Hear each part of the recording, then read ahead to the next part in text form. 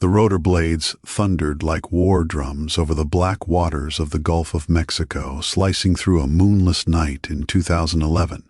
Inside the open door of a Black Hawk, 29-year-old Sergeant Aisha Jackson knelt with her wrists zip-tied behind her back, blood trickling from a split lip.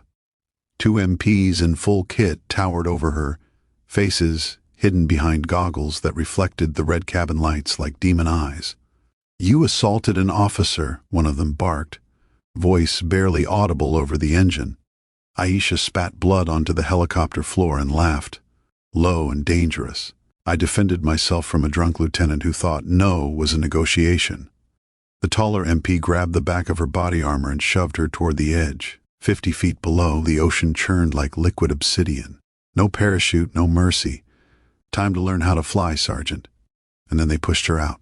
If that just made your stomach drop, hit that subscribe button right now, because this story only gets crazier from here. She fell. The wind screamed past her ears, ripping the breath from her lungs. 10 seconds to impact. 15 and she'd be gone. But Aisha Jackson didn't scream. She'd grown up in the 9th Ward of New Orleans, survived Katrina on a rooftop with nothing but a knife and a prayer, and clawed her way into the Army's 75th Ranger Regiment as one of the first women ever allowed to try the pipeline. Falling to her death wasn't even the worst thing that had happened to her that week. She twisted midair, forcing her bound wrists under her boots the way they teach you in SEER school when the enemy gets creative. The plastic cuffs cut deep, but she got her hands in front of her. 8 seconds. She yanked the emergency cord on the survival vest they'd forgotten to strip off her, the one every Ranger wears in case the bird goes down over water. A miniature pilot chute exploded from her chest, dragging out a tiny ram air canopy no bigger than a bedsheet. It wasn't meant to save you from a helo. At altitude, it was meant to keep you alive long enough to swim. Tonight, it would have to be enough. The canopy snapped open at 300 feet. The opening shock nearly tore her shoulders from their sockets, but it bled off speed. She hit the water like a meteor, skipped once, twice, then plunged under. Salt water burned the cuts on her face. She kicked hard, surfaced, and immediately started cutting the risers with the ceramic blade, hidden in her belt buckle, standard issue for anyone who'd ever been told you people don't belong here. She was 2 miles from the oil rig platform they'd taken off from, the same platform where that lieutenant had cornered her in the armory after too much contraband whiskey. She started swimming, not away, toward. Back on the rig, the 2 MPs high-fived, already drafting the report. Suspect resisted arrest, attempted escape, fell from aircraft. Tragic accident.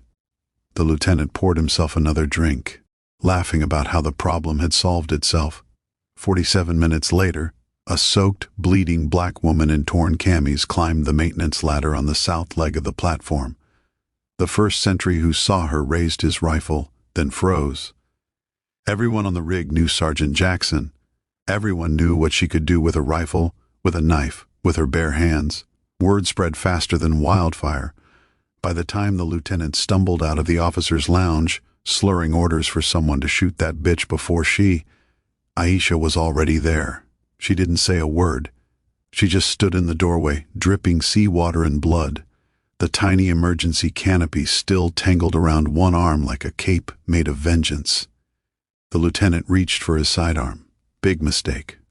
10 seconds later, he was on his knees, wrist broken, face kissing the deck, screaming for mommy. The MPs who'd thrown her out tried to rush her from behind. She heard their boots, spun, and used the lieutenant's own pistol to drop both of them with perfect. Double taps to the legs. Non-lethal. Because Aisha Jackson wasn't a monster, she just played one when pushed into the Gulf at 90 knots.